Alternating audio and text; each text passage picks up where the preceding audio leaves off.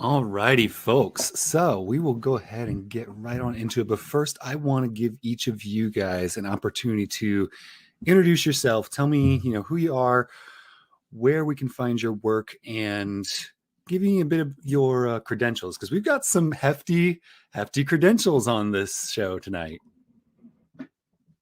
So let's go. Give me Reuven first. Well, my name is Reuven. I'm a orthopedic and pain management physician assistant PA. I've been doing that for 17 years, but I've also been playing fantasy baseball just as long. And I write for Rotoballer. I have a weekly article for Rotoballer, and I also have a podcast on Beat the Shift on Fangraphs. Fantastic. Dave, we'll go over to you. I'm Dave McDonald, less than Dave on Twitter. I've been a high stakes player for 17 years now and fantasy baseball player for another 10 on top of that. Back when I started playing, it was the statistical analysis was nowhere near where it has gotten to now. So I had to look for other ways to find edges. And a big one was with injury risk management. So it's something that I've definitely looked into a lot, but I don't have the medical degrees of the doctors. But, you look for patterns and just looking guys get injured from different things and how it affects their play the next year. And you can learn a lot. So I'm on two different podcasts, High Stakes Heat with my co-host Jake Halisker, and then Friends with Fantasy Benefits with Justin Mason, who I'm repping tonight because, we've got his first main event team that we'll get into at a certain point later. But, and then you can find me on Twitter at RunDMCD. Very nice. And last but certainly not least, Lucas. Well, I am traditionally trained as a physical therapist. I've been PT for about 6 years now. I'm also a professor in the exercise science department at a small D3 college in southern Minnesota, working on a PhD in kinesiology. I have a bunch of academic research experience looking at injuries, injury epidemiology, injury prevention, injury care, that kind of stuff. And I've also been a writer for various websites, including Pitchers List, Twins Daily, Baseball Prospectus, a couple others over the course of the years. I've been doing that for about 10 years now. Fantastic. So you heard it here, folks. We've got legitimate injury specialists here to help you out, but we're not just going to be talking about injured players tonight. We want to discuss draft strategy based around balancing the risks you're bringing onto your team, whether that be injury-based, performance-based, playing time, etc. So let's kick it off first. Dave, I know you really wanted to hammer in on just generally how you go about your draft and balance a lot of that risk. Why don't you go ahead and give us your general thoughts on your strategy going into 24 here? Yeah, and it's definitely, great to hit on the individual players, but I think a lot of people don't look at the overall strategy behind it because, you can have good analysis on why you're avoiding a player or why you're in on them despite, injury risk or whatever. But, you need to have the right approach in your draft. I mentioned Justin Mason earlier. His first time playing the main event, he drafted a whole bunch of risky, injury prone, prospects, like all the guys. He put all the risks onto a team thinking, oh my God, I got all this talent. And he learned very quickly that does not work well. You have to be able to balance these things. And there's different risks that you have to balance. You can't have 7 platoon players on your team because, you can't keep rotating guys in and out of your lineup when you got 7 bench slots and, maybe you use 2 or 3 of them on hitters, maybe 4. But, you have to find the right balance. You can't take a bunch of injury guys because then if they all get hurt, especially when you're in like deeper leagues, like I play 15-team leagues, the replacement value is not very high. So, and you're competing for it with 14 other teams. So, you're going to run out of money real quick. So you just kind of have to figure out the right places to take your shots. And I'm a big proponent of when it comes to injury risk, I don't take anybody in the first 3 to 5 rounds. In rounds 4 and 5, it would have to be a very, what I would consider not a big risk, or at least the upside has to far outweigh the risk. So, you didn't see me taking, Jacob deGrom when I thought he might need Tommy John last year. You won't see me taking Tyler Glasnow in the 3rd round this year. Not that that's comparable to deGrom last year, but that level of risk that early is just not what I want to do. I want to make sure I'm balancing my risks. I want to take, the guys who I can rely on in the first several rounds, and then down the road, there's plenty of talented guys you can pick later, who the upside for them is high. And if your 13th round pick doesn't hit, it's not going to destroy your team to the same degree that if your second round pick is out right away. I also make the distinction between like injury prone and coming into the season injured. There's a difference there, other than Byron Buxton, even injury prone players have the ability to stay healthy. But if a guy's coming in not healthy and it's if it's an arm injury or shoulder injury for a pitcher, that's a big red flag for me. And I'm probably just going to be staying away, but I kind of want to hear how the doctors approach these types of risks as well, and how they manage their fantasy teams. For sure, for sure. Well, you mentioned Byron Buxton there. Let's take it over to our Minnesota man, Lucas. What are your thoughts on how you like to build your draft and go through and balance these risks on your team? Yeah, no. Overall, I take a pretty similar approach as Dave does. It's looking at it from beyond even just like the injury standpoint. It's okay, how do you, even if you put yourself in the mind of like a GM in an actual draft, you don't necessarily take the high upside risky guy number one if there's a comparable player similar that is more of a sure thing. So generally, I guess I take the more conservative route, where I err on the side of, okay, let's take the sure thing first. And then, like you said, once you get into that 5th round, 6th round, 7th round, if there's an enticing player with first round talent, but has a history of, something that causes it to be risky, that's when you kind of jump all over that. Byron Buxton's an interesting one because he's a first round talent, and just his injury history is just so unique among players, where it's like, if you look at all the different injuries he's suffered over the years, it's not like you can point to something and be like, okay, there's something that needs to be corrected or that can be corrected. It's like, 1 year he broke a finger, 1 year he, hurt, damaged his labrum and needed shoulder surgery. 1 year it was a meniscus. Last year was a random knee pain. So while he's suffered a bunch of injuries over the year, it's not like there's a connecting thread, where we see in some other injury afflicted athletes. And that's where it gets tricky with a particular athlete like Buxton, where you can say, okay, well, if he just stays healthy, he's a first round talent, but he's never played more than 100 games except for 1 year in his career. Right. But also on the other hand, he's never had a nagging injury in the same body part that's the same injury. So it's like, okay, how much of this is just fluke? How much of this is due to just how he is, how he plays the game? And at what point do you take all that out of consideration and be like, hey, if he gives me 75 games of first round talent, what kind of value does that bring to my team overall? Lucas, sure. Real quick, sorry. You mentioned he hasn't had any like reoccurring things. If I'm not mistaken, and I don't have my notes in front of me, did he not have like several hamstring injuries over the years? Yeah, but they were like, one was a hip flexor a couple years ago, maybe. Last year, there was a hamstring thing that was kind of his primary injury, and then he tweaked his knee rehabbing from that. And then that's what extended his.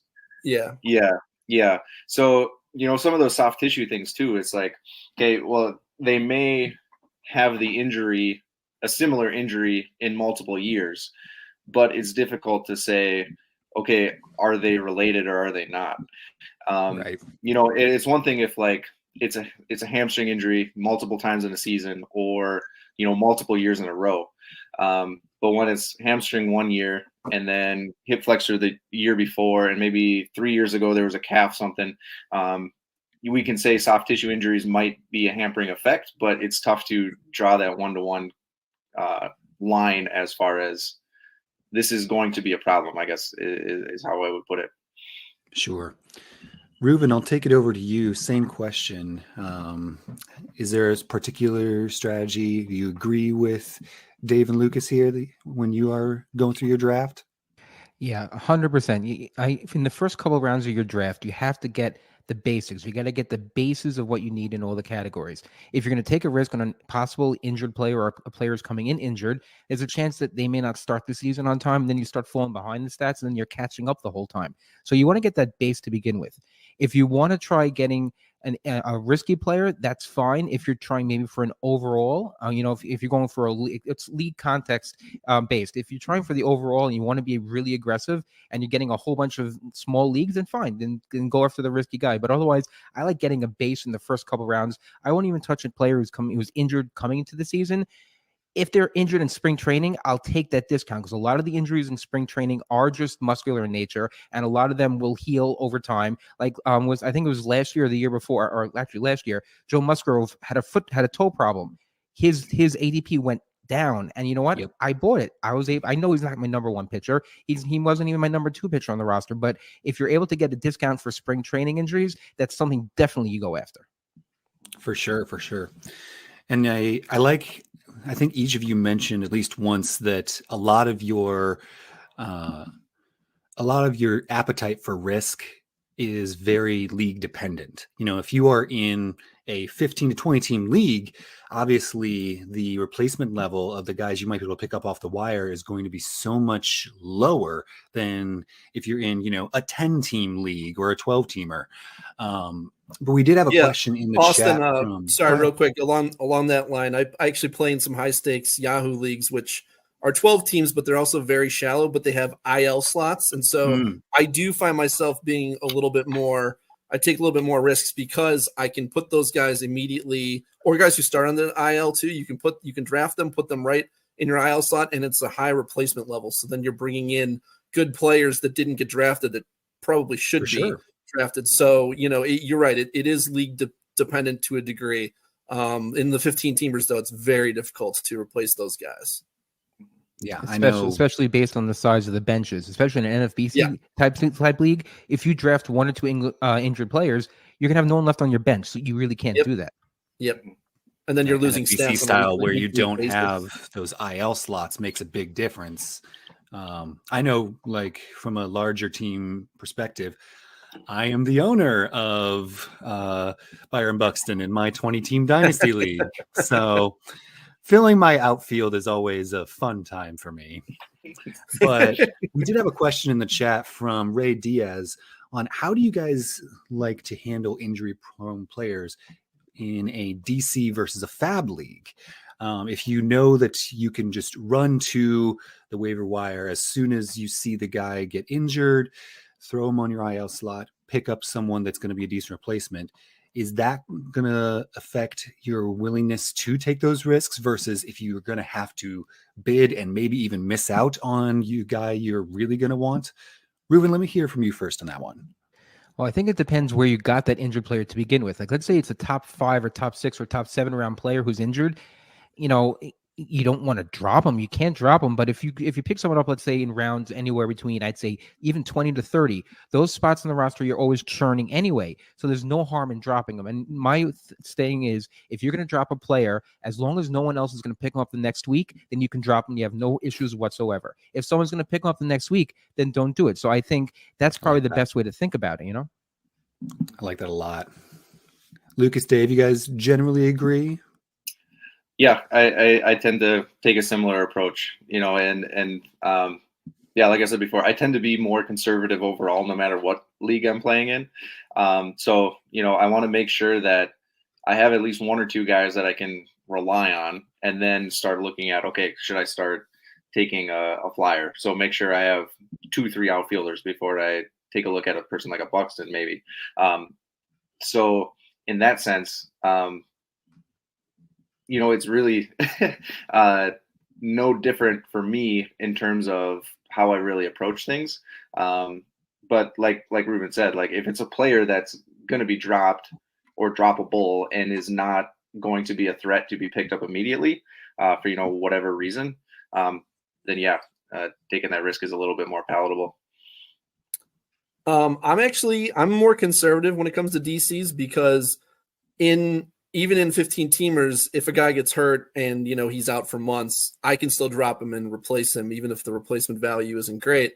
In DCs, I can't do anything about it. Like your roster is your roster, and if you didn't draft, and it's really important to draft those multi-positional flexibility guys, like the guys who can play, second, third, outfield, and whatnot in those DCs, so that you can move guys around as you need to, because you think drafting 50 players, you're like, okay, I've got plenty of guys. Like if one guy goes down, no big deal. Trust me, you're going to be taking zeros at some point during most of your team's run throughout the year. And I just don't think that's if I'm going to take risks, it's going to be drafting prospects, especially with how quickly they're coming up these days. I'm not going to be taking as many injury risks in DCs in like a 15 team, like say the NFBC main event. I'll be more risky when you get into the second half of the draft. That's where I'll take risks, because your rounds 20 through 30 guys often end up being guys you end up dropping anyways. So you're better off taking the shots on the high upside guys. You just don't want a team full of, especially one type of risk. You might want to take some guys who you have concerns about their, playing time, some guys who you have concerns about their injury proneness, and then you kind of just got to figure out how they come together and how they can fit on your team as you go along, and just make sure not to have too many of one type of risk on your team. That makes a lot of sense, and I like that a lot. Now, I did want to do one more kind of overarching, more theory question before we get into talking about some specific players for this coming season. I know, and we all know, that pitchers fall apart. The human body is not made to do that motion over and over and over again. And so I want to hear, and I'll ask mainly our medically inclined gentleman over here. I want to hear from you guys. Do you think that there is a worthwhile sentiment in just baking in extra injury risk for all pitchers, as opposed to like a first baseman outfielder type? Lucas, go ahead on that one. Yeah, I mean, I think overall, like you said, pitching is just a naturally more harmful is maybe a little extreme, but you kind of get what I'm saying. It's tougher on the body than playing first base. Part of that is just because there's more events. You throw 100 pitches, you might get 2 ground balls at first base. So just the volume of activity increases the risk of injury, just because there's more of a chance to get injured, first and foremost. Second of all, usually with pitchers, as they go, they get fatigued and tend to get fatigued more so than a position player would. And fatigue causes increased risk for injury. So again, it's more of a volume thing, if anything. And then you look at, okay, these guys are pumping, in 93 to 100 miles an hour, depending on who it is. We know that kind of the number one correlate of injury in pitchers, whether it's shoulder or elbow, is velocity, fastball velocity.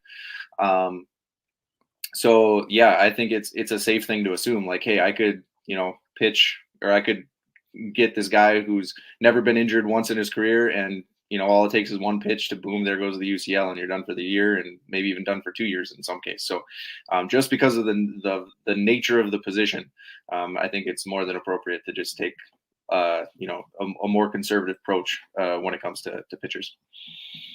Reuven, are you agreed on that front? Yes, 100%. Last year, 405 pitchers went on the IL last year, whether from Tommy John, whatever we think, 405 pitchers. That's basically almost 1 out of every 2 pitcher that's fantasy relevant.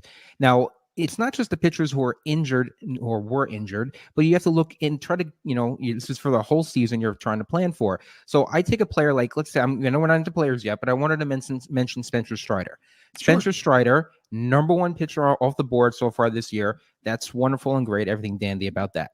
But last year, he jumped from he went from 130 innings to 180 innings. His first half, 104 innings, his ERA is 3.44. His second half in 83 innings, 4.39. He's young. He's throwing a lot of innings. The increase of innings, whenever you see that, that should be a red flag also, because the jump is always concerning, because you don't know how their body's going to take it. And he's young, and he's never been injured. And he's a strikeout pitcher. But all of those things together, I'm not comfortable taking certain pitchers like a Spencer Strider. I had him last year in like almost every league. But this year, I'm a little bit concerned just because he had that jump of innings. So besides just the injury risk, try to plan for the future, because that's what you got to do. This is a marathon. This is not a jog. So you have to make sure that you get those pitchers that are quote unquote safe, that have done it before, that have either passed the red flags, had the Tommy John surgery, had gone through all this stuff already, and you know how they're going to bounce back. But yeah, I know Spencer Strider is tantalizing in the first round with all those strikeouts and everything, but do you want that risk of having that first round player and not getting an offensive player, but getting a pitcher, a fragile pitcher who can get injured? Yeah. And then there's the other end of things where, you can go to a guy like Garrett Cole, who has given us 200 innings over and over again. But on the other hand, he's now over 30. And as you age, it's more and more difficult to continue that pace, etc. Dave, you were going to say something? Yeah, I was just going to say, I do agree that the big innings pitch jumps are something to be concerned about. But usually that's more when it's over like 75 plus innings. I've noticed. I don't know if a 50 innings increase really concerns me all that much. I mean, I don't know, Reuven, if you seen something in your research that shows that a 50 inning pitch jump is something we should be more concerned about? Well, it's almost a 33% jump of what he had before. Because remember, you have to count the playoffs also. He pitched in the playoffs also, so you're adding those innings on as well. So he's basically going from 130 innings in 1 year to 180 plus. That's not typical. Just like it's not typical, like a Jacob deGrom to throw 100 miles an hour every single pitch. That's not typical. That's not what the body was made for. Jumping that many innings and those many pitches toward the end of the season, I think that showed how the innings were working on him, because his ERA jumped. He was giving up more home runs. He wasn't the same pitcher in the second half as he was in the first half because he was probably wearing down. Okay. So, as we heard yesterday, and as we've been talking about, pitching is attrition. So, since all pitchers have inherently some higher level of risk compared to hitters, but you still have to draft pitchers at some point, right? So the question is, does that mean that because pitchers are more risky, you want to take less risks on them, or is the relative risk, less because they all have some level of risk? Do you know what I mean? So is it better to, in your opinion, to take risky pitchers instead of risky hitters? Because I think it's much easier to find hitters who are going to stay healthy than pitchers. So is it better to take your risks on the pitching side rather than the hitting side if and when you take your risks? I think it kind of depends on the type of risk, for lack of a better term. So going back to our example before, okay, so Spencer Strider, young, no injury history, but had a major jump in innings, and saw performance decrements along with that. Where you look at a Garrett Cole, where he's kind of been fairly consistent with his innings. Yeah, he's over 30, but we know what he can be at his prime. Like in that example, if I was looking at, do I take Cole or do I take Strider? I'd probably be more comfortable taking Cole, even though he's older, particularly because, and the guys at BP have done a lot of good research on this. And this is actually backed up in a lot of academic research as well, is that the actual correlation between age and injury occurrence, whether that's days missed, IL stints, what have you, is actually not as strong as you'd think it would be. It gets a little higher as you get like in the mid 30s and into the 40s kind of deal. But generally speaking, from your upper 20s to mid 30s, kind of the prime of pitchers' careers, there's not a whole lot of correlation between age and injury risk. So I would be a little more willing to take an older pitcher who has a consistent track record than maybe a younger phenom who we're just not sure what that track record is, just because he hasn't been around very often. And if it turns out that Strider comes and has an amazing season yet again, okay, well, I still got Garrett Cole. True. Yeah. Since 2015, Garrett Cole has thrown 200 innings, all but 3 seasons, one of those being the 2020 COVID year. So he is as consistent as just about anybody going into his age 33 season this year. All righty. Well, let's go ahead. And I know we did want to talk about, like I said, beyond just our injury guys, players with performance risk, playing time risk, things along those lines. So let's start off with some guys who we think might not reach their full potential, guys who have performance risks due to a lack of track record, or they are aging, or perhaps they might not, or there might be a drain on a particular category while they still might benefit you at others. Dave, give me a guy that you think is a great candidate to speak on that front. Man, there's so many to choose from. Yeah, I mean, and here's the thing, I don't know, like a guy like Yoshinobu Yamamoto.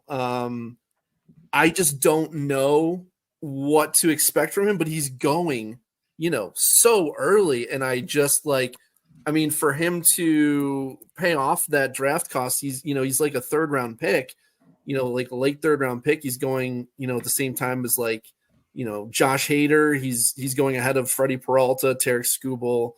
I don't know how much, what is he going to give you to pay that off, especially in a 6-man rotation, like it sounds like the Dodgers are going to have. His stats in Japan were great, but I mean, there is going to be a transition to the MLB. I don't think he's going to be like a 2 ERA guy. I mean, maybe I'm wrong. Maybe he is. I don't know. And I'll be the first to admit, when it comes to foreign players, I don't know a ton. I read some articles from people who I think I can trust on it and kind of go with that. But it's just kind of like one of those things where you're paying for his maybe his upside, like where he could be at some point in his MLB career. But at that cost, I just don't understand it. Yeah, that's totally fair. At this point, looks like his ADP is right around 54 on average. Like you said, guys like Tarek Skubal, Pablo Lopez going in that same range. And Lopez, I think, is a guy who I would heavily prefer to Yamamoto just because he does have that track record that we can look at. Lucas, is there a guy that you're looking at and going, I don't know if he's going to reach that hype? Yeah. I look at a lot of young players when this is the case, because a lot of young players, they'll either, come up and they'll be phenoms immediately, and then we expect that kind of performance all the time, or they come up and they start slow, and everyone labels them as a bust right away, but actually over time, if you look at their stats, it actually tends to increase over time. One name that I'm looking at in particular is Wyatt Langford, just because of his unique situation. Just absolutely destroyed the College World Series. Texas gets him somehow. They go on to win the World Series, and now he's in line to potentially, have a pretty prominent role with that team. So do you bank on, and, when he was in the minors, he crushed the minor leagues as well. So that jump from AAA to the majors can be quite significant, but yet at the same time, every place he's gone, he's performed, amazingly. The MLB season's a whole different beast. So would I want to bank on Langford being one of my primary outfielder contributors on my fantasy team? Probably not, just because if you look at, ADP or, even in earlier rounds, you can get similar talent or more experienced talent with less performance variance. I think right now, just because he's such an unknown as far as, tantalizing talent, he's going to be great. He's going to, eventually be a really, really good MLB player, I believe. But to bank on a rookie coming in and doing that immediately always gives me hesitation, even if there are examples of similar players or even less talented players doing well right away once they make the show. For sure. Yeah, we all know Wyatt Langford is a huge prospect name coming up. And at this point, ADP looks like he's going around 43rd in the outfield range, about 177 overall. That's around the same spot as guys like Masataka Yoshida, Marcelo Zuna, and Chas McCormick. So each of those guys, of course, has their own risks baked in. But Langford, we don't know when he's going to come up. It seems like with the new prospect rules, the thing that their teams are encouraged to bring them up a little earlier, and they're doing that. But of course, like you said, that jump from the minors to the show is quite the jump indeed. Reuven, let's hear from you. One more thing on Wyatt Langford. He's only had 200 plate appearances in the minors for his entire career, and you're going to bank stats on him.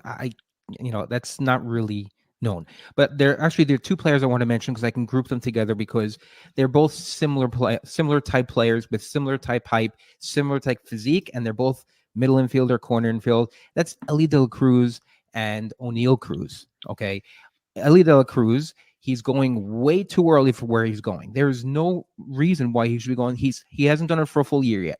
There's no proof in the pudding. Just like you said, it's a young player, and what are you going to get out of him? You don't know what you're going to get out of him. You're going to get the first half, or you can get the second half of what he did last year.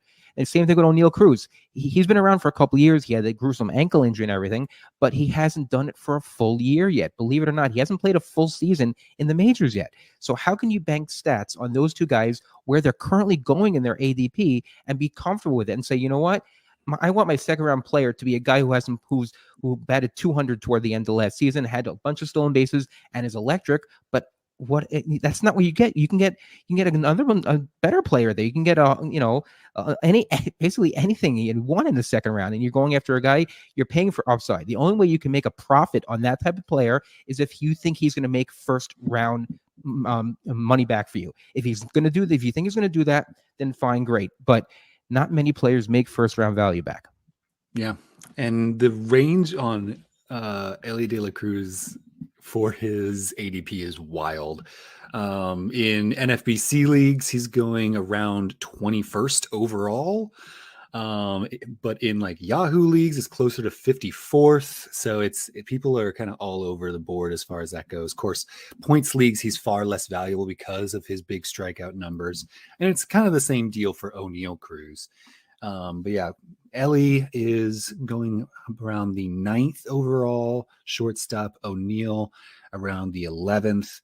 Both of them about 62-72 on average, it seems like, is where they're going. And at around that price, sure, I would definitely be interested in that kind of risk. If we're talking more in the 21st overall player range, that 30% K rate from Ellie De La Cruz is still very scary to me. Like he is as toolsy as they come, but he is certainly someone that I want to see it first.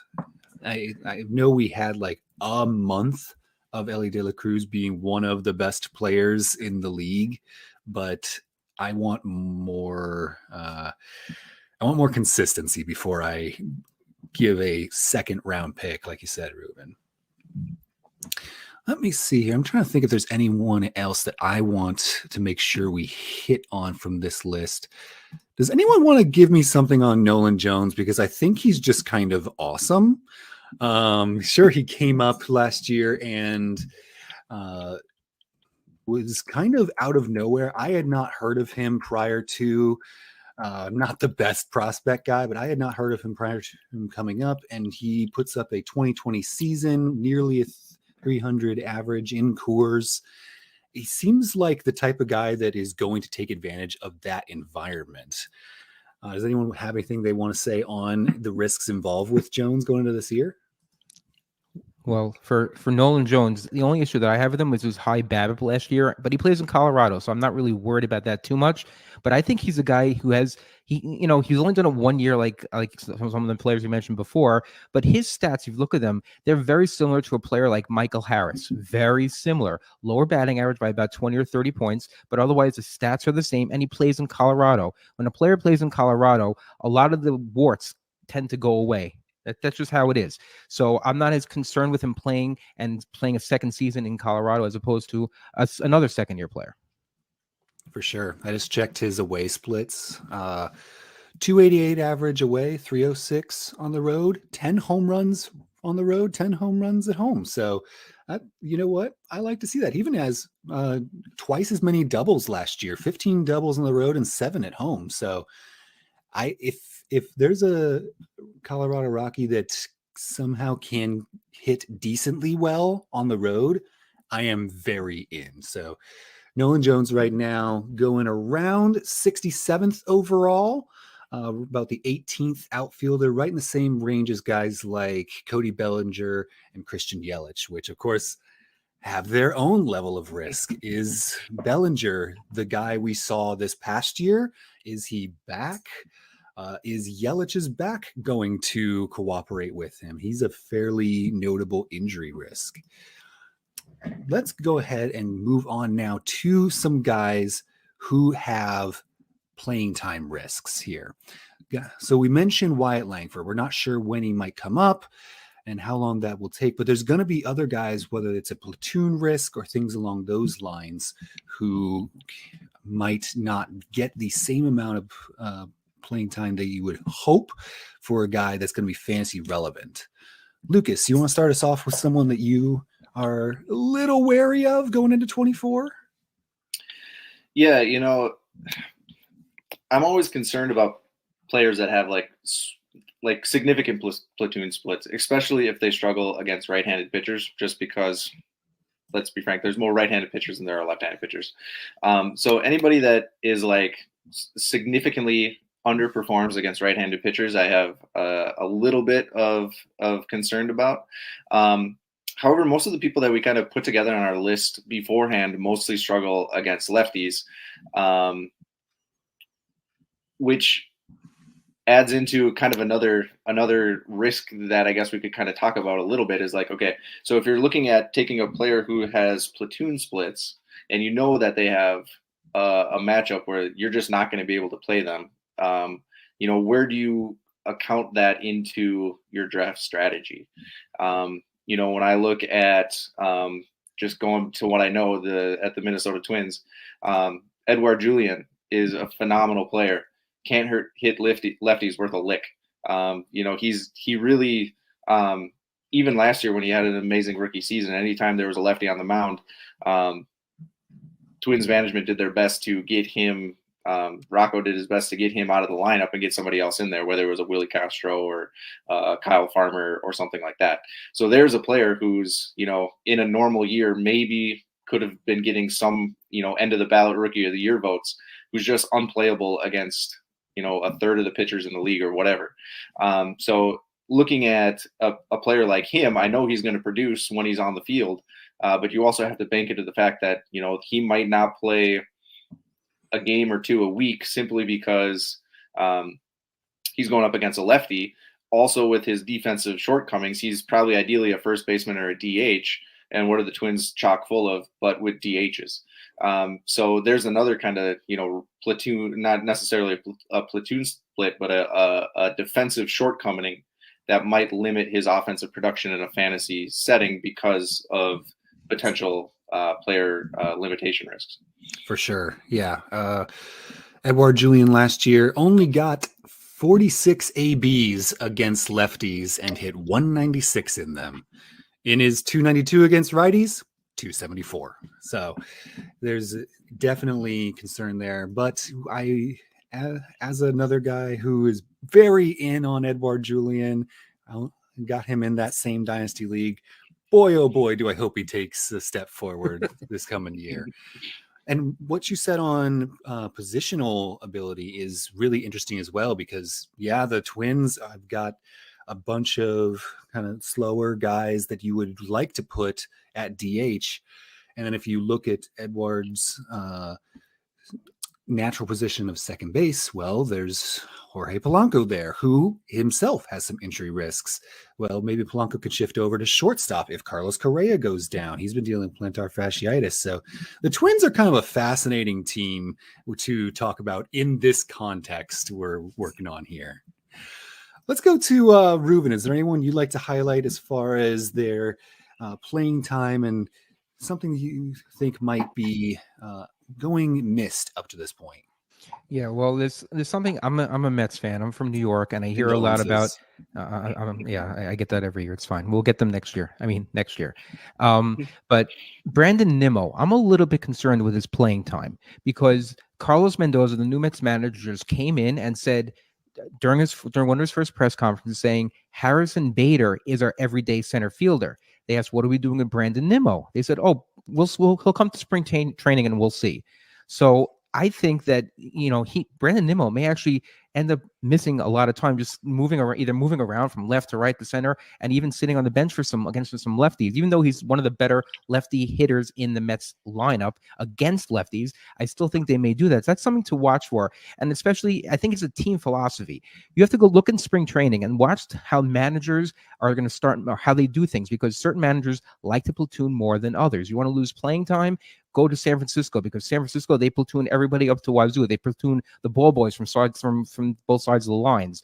So, and look at same thing with the Rays. If you want to get a closer in the Rays, you can get the ball boy. He closes a couple of games per year usually anyway. So, you know, you have to watch for the team philosophy. And certain teams, especially if they change either new general manager or a new manager, these platoons may blow up, and you may not even know exactly what they are at this point. For sure. Yeah, I know another name we had on our short list here, Josh Lowe, or Lau. I'm losing track. It's Lau. Thank you. Brandon Lau. Yeah, thank you. The Rays in general are a team that are not going to give hardly anyone every day at bats. It's hard for anyone that's not named Randy Arozarena to play 6 games a week in Tampa. So that's something that I think, like you said, there's a team context and a managerial style that you want to take into account for certain teams here. Dave, how about over to you? Anyone you want to hit on? Yeah. So first of all, Lucas, to answer your question about guys who struggle versus righties, there were some. Trevor Story had like a 43 WRC plus versus righties last year, kind of giving him a pass, assuming he was not totally healthy. But in the past, he has also struggled versus righties. He hasn't posted over 100 WRC plus in several years, including playing in Colorado.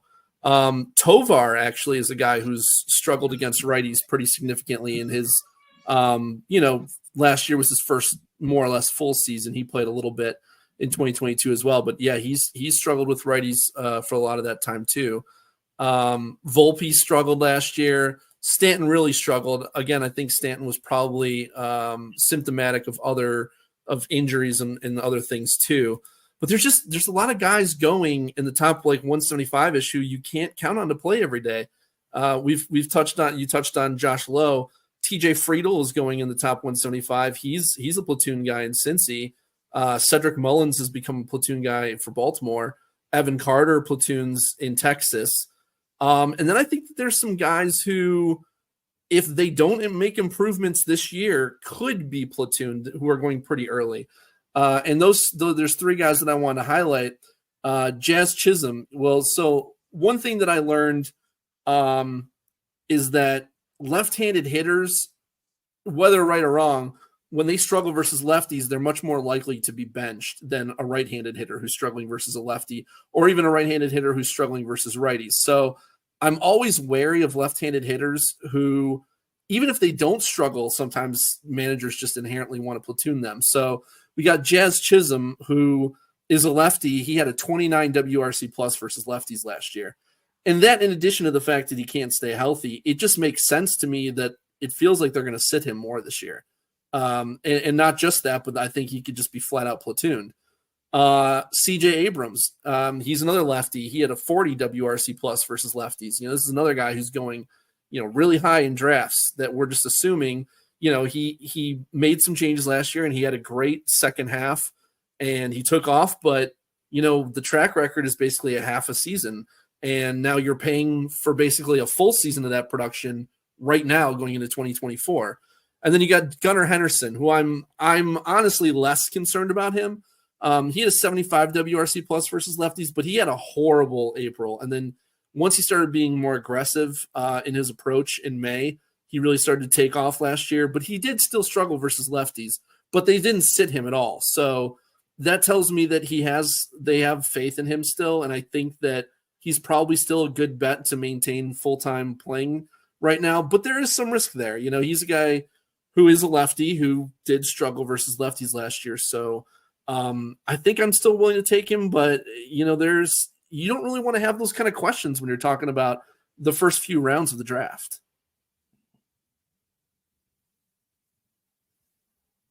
I think you're on mute, Austin. It was going to happen at some point. It just had Yeah, to. we've all done it. CJ Abrams was a fascinating name because he really kind of came into his own last year, had some prospect pedigree, and really is being drafted on the back of a standout in the steals. But he is not a guy that takes a lot of walks. And so if he does continue to struggle against lefties, he might have some trouble getting on base to get those steals. He's a player that I personally am pretty out on this year, just because I do think that I see a potential where the risk has his value cratering, because he's currently going right around 60th overall. But remember that they traded Trey Turner to get him. They're going nowhere this year, nowhere. So what's the harm in playing him and see what you have? I mean, at some point you're gonna have to play him every day because you traded a big commodity for him. This is with all players when they get traded, especially on a bad team. A lot of times they want to play them, see what you got, because otherwise you'll never know. That's a fair point, but I do want to make sure we get some time in for our injury talk for some of these players. Manny Machado apparently was dealing with an elbow injury throughout this past year and got surgery done to repair the extensor tendon in his right elbow back on October 3rd. Latest reporting I've seen says he may or may not be ready for spring training or opening day. And he's going right around Kyle Schwarber, Paul Goldschmidt, just after Mike Trout, like about 50th overall. Lucas, tell me what should we be thinking about this? Is your extensor tendon sounds important? Yeah. So thankfully, I guess, luckily not as important as the flexor tendon at the inner elbow. So the extensor tendon is basically at the outer elbow. And extension for the wrist is this, whereas flexion is this. So flexion is basically ball gripping, throwing. When you throw a baseball, it puts torque on the inner elbow. So if your flexor tendon is damaged, it's going to result in a lot of elbow pain. With the extensor elbow, it's more of kind of the follow through, more so than the actual grip and the torque. So we see this a lot in pitchers where they will, especially during spring training, they'll develop they call it triceps tendonitis. Most often is how it gets reported. And it's from just that repeated extensing all over again. I would be less concerned about performance decrements because, well, Manny Machado is one of the most talented players in the game. And ultimately, it shouldn't affect his ability to throw the baseball too much if everything is healthy and, he takes his time getting, into game shape again, spring training, beginning of the year, what have you. So maybe at the beginning of the year, it might be something that hampers him a little bit where they're not playing him every single day, especially in cold weather environments. But long term, I wouldn't be probably over too concerned. It wouldn't stop me from drafting him. I'll put it that way. Nice. Reuven, you about on the same page as far as Machado goes?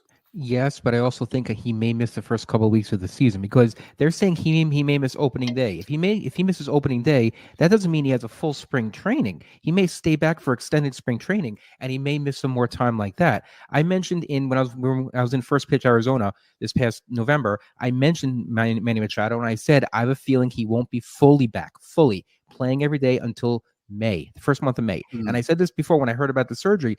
Everything was hush-hush. He played through this injury the whole for a majority of the season last year. He put up great numbers. I think they want him back to full 100%. I don't think they would put him out there, risk of re-injuring it or getting out there when he's not ready. Another player who had a surgery during the offseason and played through it, Francisco Lindor. He did the same thing. He had elbow surgery also, and he played the whole season. He said he had elbow pain in spring training last year. He played the whole season like that.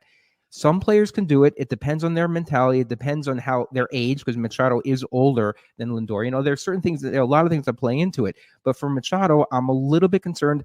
I think you should bake in your bidding and your buying for him into his at bats. Meaning, make sure you just lower his at bats just a little bit, or look at the at bats or the projections. And if you feel that it's too high, or you think he's not going to play a full season, so take 50 at bats or for something, or 45 at bats, and see where that puts his value. And Dave, I'll just ask you basically about his value there. Going, like I said, right around 50th overall.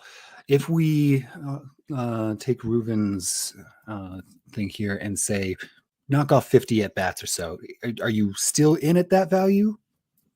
Yeah, if I knew that he was going to be like, if just a month and then he's back to better than he was last year, like assuming he was hurt last year, I would be in because I'm going to be drafting another third baseman anyways. And if I'm taking a guy like Machado, I'm going to make sure that I'm going to be drafting a third baseman as my corner infielder earlier. You know, I want to make sure anytime I'm taking a risk, I'm backing that risk up with a good player at the same position.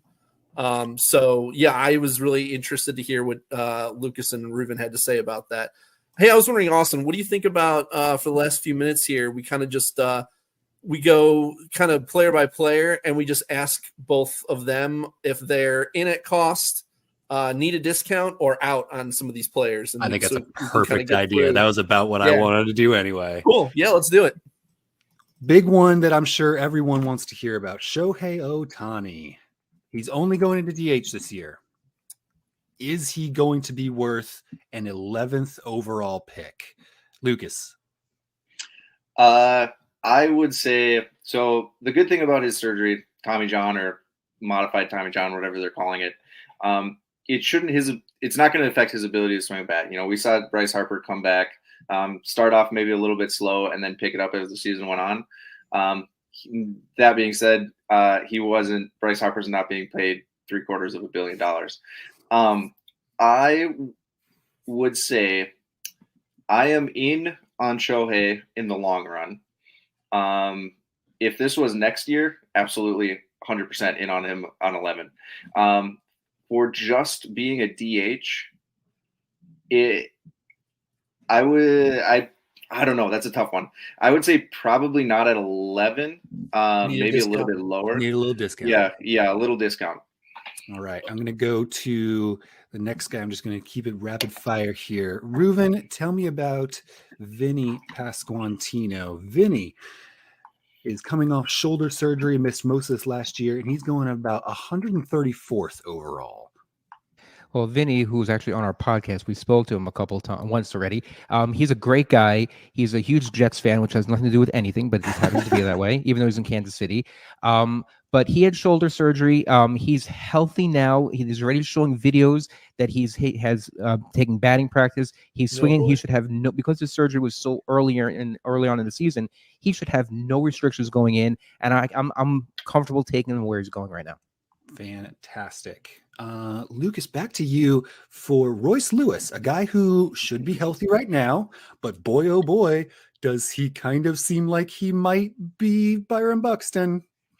Yeah, so Royce Lewis is interesting because, okay, so he's tore his ACL twice. That's a freak thing. I would not bank on him. You know, I don't think that's going to hurt him because every single time he's come back from ACL, he picked up right where he left off. Well, any injury. The thing that concerns me a little bit about him is that he does, in his very short time, he's had an oblique strain and he had a hamstring strain. It didn't limit his production, but it did limit his ability to get on the field. So the question is, how much of that is him just upping his amount of activity from having back-to-back ACL surgeries, and how much of that is inherent to him? I would say he's going to get ample playing time. If he's healthy, he's going to play almost every day at third base. The Twins are going to get him on the field.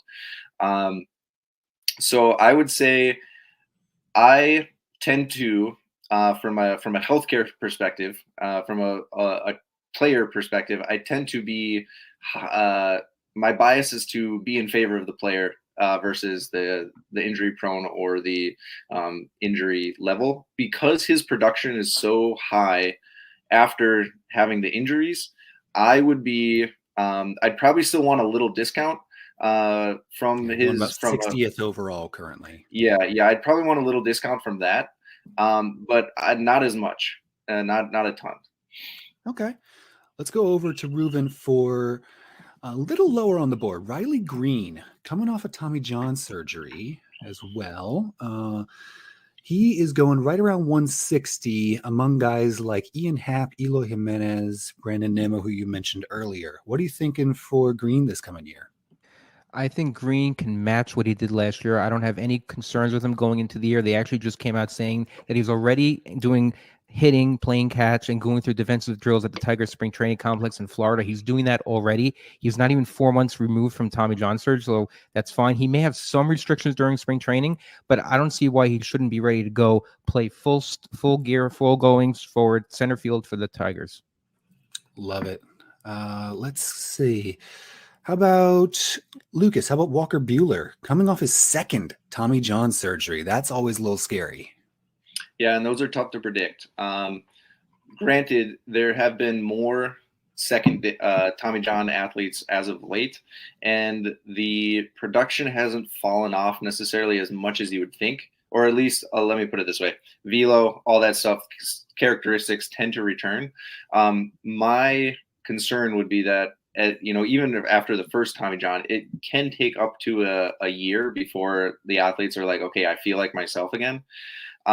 So if he's coming back and it's his second, the rehab usually, or the progression usually goes a little bit longer. But again, he's another one of those guys where when he was healthy, he's one of the greatest pitcher in the game. Again, probably another one where I'd probably want to take him at a discount. But at the same time, if he's there for the right price, I wouldn't hesitate to buy in on him. Yeah, Buehler, let's see if I can pull him up real quick here on the starting pitching, because I'm a little slow at And Buehler actually was ready to go at the end of last year, but they shut him down just because they wanted to be safe. So he was ready. Sure. He probably had a healthy offseason too. So he's going about 29th starting pitcher off the board at around 101st overall. A similar kind of situation, granted, totally different pitchers in terms of style, but Kenta Maeda had a similar thing, I guess 2 years ago now, where he could have gone at the end of the season. The Twins were out of it, so they shut him down, let him start again the beginning of the season, where he started off slow and had a couple minor arm injuries. After a couple IL stints, that he was one of the Twins' best pitchers towards the end of last season. So I think doing a similar cost benefit analysis in terms of Buehler being like, okay, he's coming off, he should be ready to perform, but it's also been almost 2 years since he pitched. So maybe, you bake in, 5-10 starts of not quite being Walker Buehler, but then when the weather gets hot, once he kind of gets back on the flow of the thing, being kind of back in his prime. All right, Nick might interrupt us, but I'm doing one more. It's a Yankee, so maybe he'll give us a little leeway here. Reuven, Carlos Rodon was seemingly injured the entirety of 2023. Can we expect something better in 24? Hopefully, yes. I mean, otherwise I have to hear it on the radio station all year long. But Carlos Rodon, he had an elbow, then a shoulder, and then it turned into a back. Now, it's like the hip bone is connected to the knee bone and everything like that. He went out, his mechanics were out of whack, and that's why he got hurt. Now he has a disc problem in his back. That's a chronic thing. He will continue to have it. What's his name? Clayton Kershaw has the same thing going on. It doesn't go away unless you actually have surgery. The disc problem stays like that. So he will still have the problem. He just have to learn how to pitch with it, how to manage it, and then he should be fine during the year. Glad to hear it. Well, thank you so much, gentlemen. This was a ton of fun. And you know what? I feel like I came away learning something. Dave, you feel about the same? Yeah. It's been a blast talking injuries with you guys and all types of risks. I'm glad we were able to kind of encompass everything and talk about the strategy behind it too, because I think that doesn't get talked about enough. We kind of have these player-focused discussions a lot, which is good too. But I think the strategy that you employ allows you to, even when you make mistakes and you aren't perfect, you're able to make up for it if you have the right strategy in place. Absolutely. Well, one more time, where can the people find you and your work going forward? We'll go around. Reuven, give it to me here. You can follow me on X at MLB Injury Guru, where I tweet out injury updates as they come. I have a weekly in-season article for Rotobor that comes out every week right before Fab, so you can handle your team. And you can follow me on the Beat the Shift podcast, brought to you by Fangraphs. It comes out every week, sometimes twice a week, depending on the season. Sounds great. Lucas? Yeah, you can find me on Twitter, X, whatever we're calling it these days, at Seehafer _. You can see my handle there. I'll be doing once a week article at Pitchers List, primarily focusing on biomechanics, hitting mechanics, pitching mechanics, injury risk profile, that kind of stuff. And then also at Twins Daily, where I'll kind of be doing similar things, but Twins specific. Fantastic. And Dr. Dave. You can find me on X Twitter at RunDMCD. Add that D.